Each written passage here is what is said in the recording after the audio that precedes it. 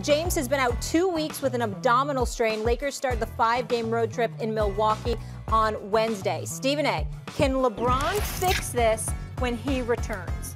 Well, it depends on what your definition of fix is. Can he fix them so they'll be in the playoffs? Sure. Can he fix them so they'll be in the conference finals? Sure. Coming out of the West, ain't happening. The Golden State Warriors are going to the finals. I don't give a damn what anybody says. If they're healthy and Klay Thompson comes back, they're going to the finals. They're going to the finals because they have the greatest shooter God ever created in Steph Curry. They have one of the top 5 shooters of all time coming back in Klay Thompson. Even Draymond Green has improved his three-point shot. He's like 36%. All of a sudden, he started hitting some threes. This kid, Kuminga, have you seen him? I mean, Wiseman's coming back. Have you seen Jordan Poole, Damon Lee, Gary Payton II? I'm sorry. I just can't see anybody out West beating this team. I don't see it. And I want to go so far as to say this. Now, obviously, things could change because you could go out there, if you Pelinka, you could acquire somebody different. I'm saying that's presently constructed with Anthony Davis, Russell Westbrook, completely healthy. LeBron completely healthy. Anthony Davis completely healthy. Russell Westbrook completely healthy. Still ain't beat the Warriors. And I believe this is the last championship LeBron James is going to win.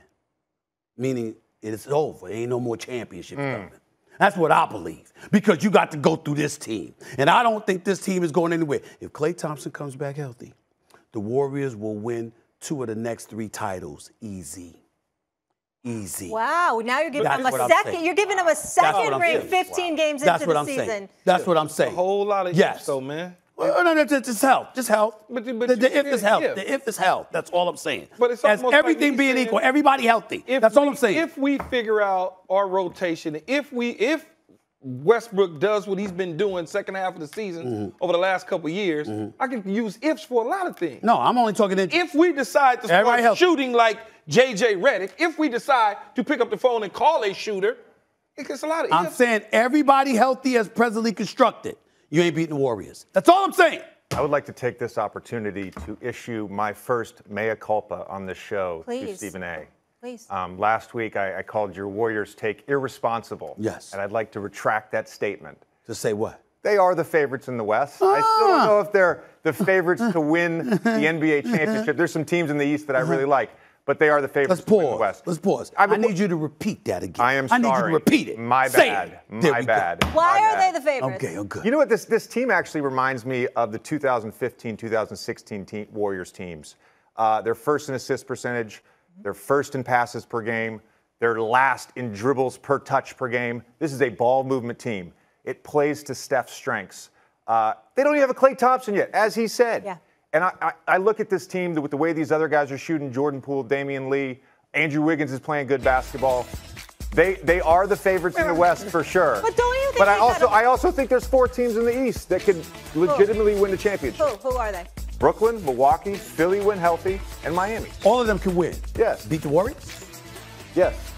What? No, that's a lying face, JJ. That is not a See, I that's a lying. He doesn't believe it. I would say JJ on camera. I believe it. I'd say Brooklyn. They can. No, I didn't say they will. I said they can. Your There's lip a difference. was curling. You weren't. You're trying to hold me to something. You're going to hang it over my head later. I know what you're doing. I know what you're doing. I most certainly will. You are absolutely right. You are absolutely right. He's not far off about the Warriors. There's no question about it. I'm on the money. Especially when you look at KD's situation, and 3 is always greater than 2, as I said before. And right now, the Lakers, as we know, are a poor shooting team. Yes. Clearly. Yes. I mean, we need some help as far as that goes. But that dude, 23, what is he, 6 now? Yeah, 6. That dude, 6. It's over. 6. It's over. See, this is where I completely disagree with you. Yeah, how you going to say underestimating Let's hear from the basketball guy. Let's go ahead. Counting out LeBron. You're saying it's out of the realm of possibility. No, I'm not saying that LeBron could win a championship. I'm not saying that. Things happen, though. You would say this. We look at back in 2016. Right. They're getting blown out in Game 4. Draymond kicks LeBron in the groin. Don't get me started with that. Things can happen. That stimulus package that Adam Silver in the NBA gave LeBron James because he was a guy to get bounced out in 5 games. Remember, they're down 2-1. Yeah. Golden State is Game 4. They're in Cleveland. I picked them to win the series in 5, by the way.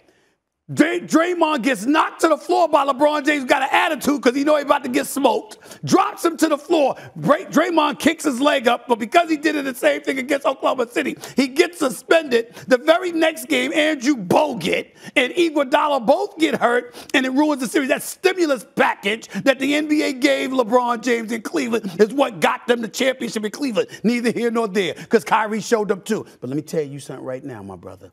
I'm going to tell you, you can talk about it all you would. Greek Freak hitting his free throws like he did in Game 6 against Phoenix. That ain't going to cut the mustard against the Warriors, okay? Right. He played bully ball, and rightfully so. But Phoenix didn't have the shooters these brothers have. It's too many weapons. I'm telling you right now, if LeBron stay in L.A. with Anthony Davis, healthy, with Russell Westbrook healthy, they ain't beating the Warriors.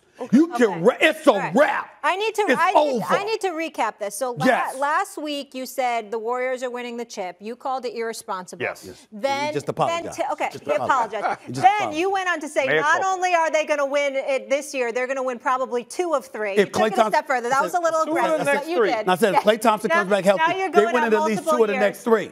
Okay. Yes. And you retracted that statement. I just want to make sure we're all on the same page. You know why I said? By the way, you know why I said 3? You know why I said 3? 2 of the next 3? Because Steph wanted to eclipse LeBron. LeBron got 4. Okay. Steph would have 5. But you know it's a trade deadline and everything else. Though. Okay, that's fine. Well, call me when it happens. Right. But as constructed, I agree with that. Right. Yeah, but you know it ain't going to never stay constructed this way, JJ. I'm glad someone's a big enough man to be able to own up and apologize. I am proud of the rookie. I am proud of the rookie. I'm setting a precedent, so he has to do it to me. There's no in-between with him. It's almost like a batter coming up to bat. Russell Westbrook is either going to hit a home run or he's going to strike out. It's no getting on first base, second base, or third base, and that's okay. That's who he is. He's going to swing for the fences. That's why he lived by the motto, why not? Okay, but here's another thing while we're diving into this. We're not going to sit up here and overreact to the Lakers winning these last 3 games or last 4 games or however many games for the simple fact that they haven't beaten no damn body, okay? Yeah. They haven't beaten no damn body. They have had the 5th easiest schedule in the NBA. And you go back and look at their 20 wins, it has been a lot of teams below 500, okay? A lot of them, except for like 2 of them. So at the end of the day, I know Russell Westbrook has got a lot of criticism, and rightfully so. Russell Westbrook had to agree to this trade. He knew going to team up with Anthony Davis and LeBron James that it was going to be a lot of pressure. He knew that it was going to be championship or bust. He knew that he had to critique his game. And see, here's the thing about Russ. See, Russ knows what he be doing, okay? After the last game where he had 9 turnovers, he went and he did his post-game interview and he said, I'm going to continue to play the way I play. I don't worry about turnovers. And then all of a sudden he come out last night and he has 0 turnovers. That means he's a damn lie. He do care about turnovers. So that's how I feel about Russell Westbrook right now, and that's how I feel about the Lakers.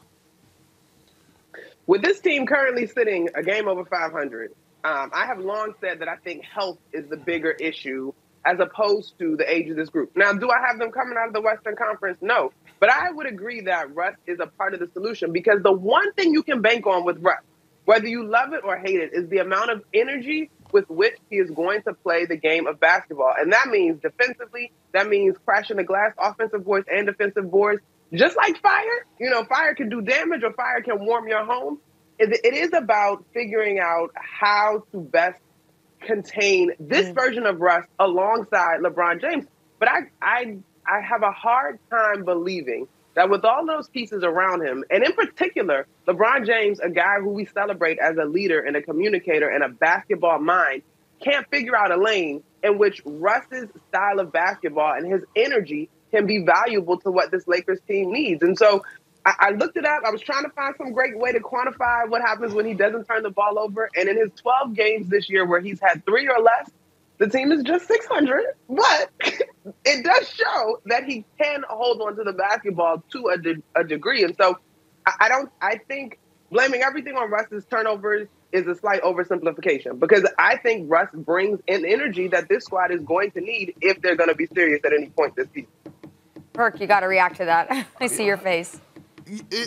Yes, because Monica, we were going back down memory lane again. You and I last week The Lakers' goal is to win a championship, okay? Not to be good, not for Russ just to play hard. But Nobody has ever questioned, no? but yeah, but nobody's ever questioned Russ' mentality. No, this is why Kobe Bryant blessed him with the Mamba mentality. Nobody's ever questioned that. But when you're trying to win a championship, it's a level of intelligence that you have to pick up. It's a level of understanding the game and cutting down on those turnovers that you have to have in order for you to win a championship. Russell Westbrook wasn't just brought to L.A., Monica, on a simple fact for them just to be good or just for them to make a little noise. No, he was brought there. They gave up half of the damn team, including Kyle Kuzma, who, by the way, is balling like crazy down there in Washington. What? Help me, though. Help me, Perk, because I hear you, and we agree on all that. But did you expect this man to show up in L.A. and throw out the bathwater that he's been cooking up for a decade or so in terms of who he is? I hear you. Russ has to come to a place as a basketball player and being willing to think the game that he has to be better. But the idea that he was going to show up in L.A. and be somebody different, like, what are we doing? What's the point of showing up? What's the point of showing up? He could have stayed right there in Washington. Because he got paid, okay? You agree. He got put into a good situation. Hey, Marcus, look, you're crossing your arms over here. I need you to break this tie because these two are going at it. Hey, listen, I know the producer's telling you I don't need to break no tie. I want to continue to hear this. Y'all go ahead. I want to hear this. I need to understand this, Monica. Listen, to everybody out there, just know that I am a huge Russell Westbrook fan. If you've been following me since I've been in the TV business, you know that I'm a Russell Westbrook rider. But at the end of the day, Russell Westbrook agreed to get traded to the Los Angeles Lakers for one reason and one reason only. To go there with LeBron James and Anthony Davis to do what? Help deliver a championship. Nothing else. Nothing else, Monica. Okay, now we get to the part where you know how this works, Perk. That was the plan, but even the best laid plans fall apart. And so, yes, if we're having a conversation on whether or not this trade will be viewed as successful or not based on the championship success, I think that's a different conversation.